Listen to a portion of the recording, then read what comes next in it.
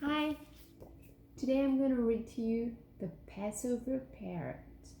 This book was written by Evelyn Zussman and illustrated by Christian Brooker. I hope you'll enjoy it.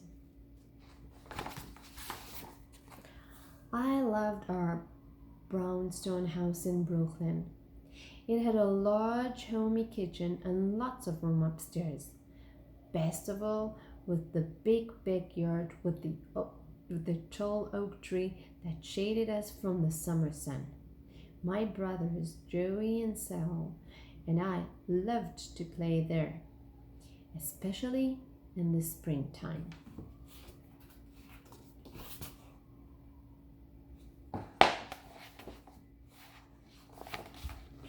One day, our neighbor Mrs. Brown knocked on our door. "Good morning," Mama said. "What's that you're holding?" "Your parrot." "Yes, Mrs. Cohen, I'm moving. Wouldn't you like to keep him?" She noticed me tugging in Mama's skirt and pushed the cage into my hand. "For you, Lily, a present."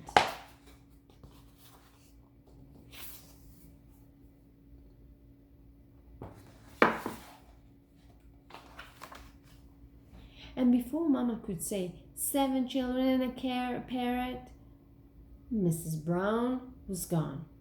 I jumped with such delight that I scared the parrot half to death. Mama shook her head. "More things to take care of," she grumbled. "I'll help you, Mama. You'll see." Someone is happy and someone is not so much.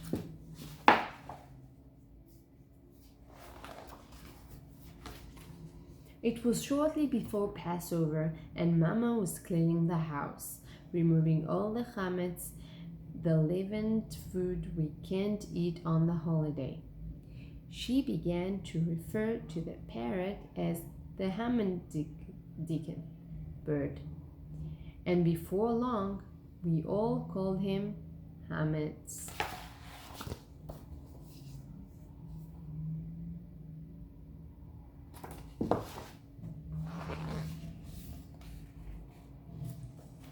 "Can you say the 4th question in Hebrew?" Papa asked me a few days before the Seder.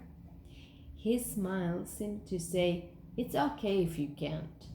But Joey was old enough to ask them in English, so I made up my mind to learn them in Hebrew. "Mama, will you listen to me say the 4th question?"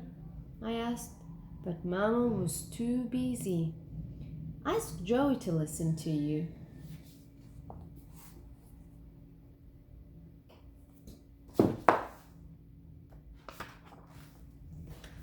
I asked Joey. "Why me?" he said. "Ask Saul or Rachel or Franny." "Never mind," I replied. In the end, I chose Hametz. He was never too busy to listen. In fact, he loved it when I practiced. "Ma nishtana halayla hazeh," I sang, and Hametz repeated in his parrot squeaky voice. "Ma nishtana halayla hazeh. Mikol haleilot," I continued. "Mikol haleilot," squeaked the parrot. Would Papa be surprised? I could hardly wait for the Seder.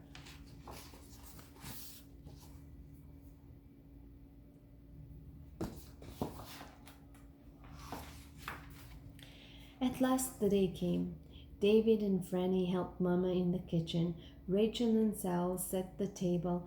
Joey, Becky, and I checked that everything was in order. "Agadot?" Joey asked. "Check," I said. "Charoset?" Becky said, sampling some. "Wine?" "Enough for every cup and Elijah's too," Papa called from the kitchen.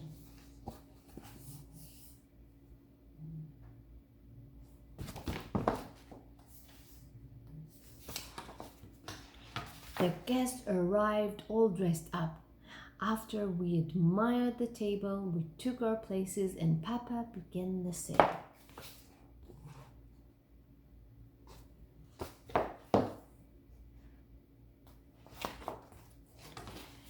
He broke the middle matzah and put half back under the satin cover. He rubbed the other half in a napkin. "This is the afikuman," he said, putting it behind his pillow on his chair. "Whoever brings it to me after dinner will get a reward." We all smiled. Joey laughed.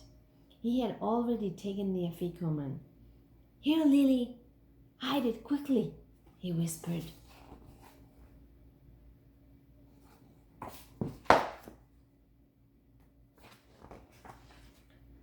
I snatched the napkin with the afikoman and ran upstairs to my bedroom. As I slipped back into my seat, Papa called, "Quiet, everyone. Lily will ask the 4 questions." I stood on a chair and began to sing. "Ma nishtana halayla hazeh." And as I paused to take a breath, Hametz, who had been sitting quietly in his cage in the living room, repeated in his squeaky parrot voice,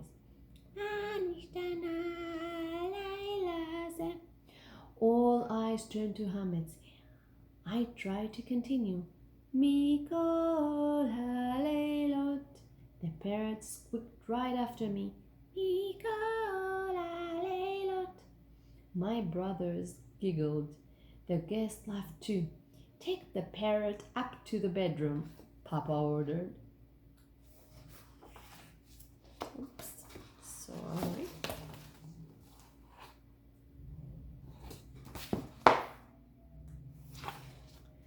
When I came back, I sang the 4 questions without a single mistake. The guests clapped and Papa smiled. With the sweet singing and delicious meal, I forgot about the parrot. At last, Papa called for the afikuman so we could finish the seder. "Joey, do you have it?" "No, Papa." "Saul, do you have it?" "No, Papa." "Lily?" "Yes, Papa." "May I have the afikuman, please?"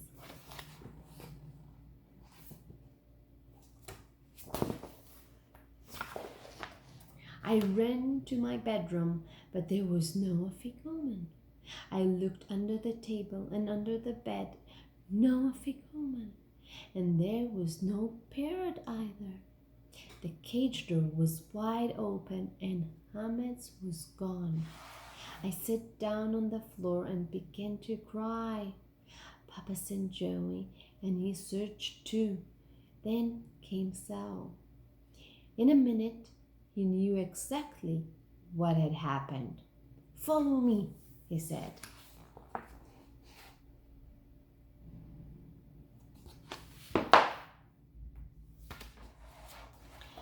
Joey and I followed him down the stairs, through the kitchen, and out to the back door into the yard. There was Hametz, perched on a branch on our tall oak tree, holding the afikuman tightly in his beak.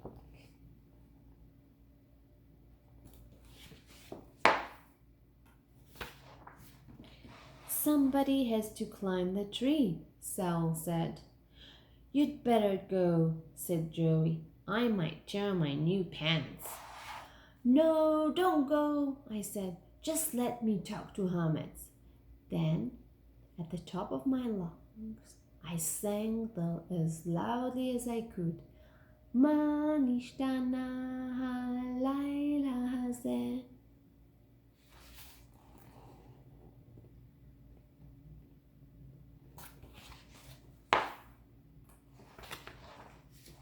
Hametz couldn't resist. He opened his beak and repeated, "Ma nishtana." The afikuman dropped. Did Joe catch it? Did Sal? No, I caught it myself. Well, what was left of it. When I turned around, the whole family and all our guests were standing behind me, watching and clapping.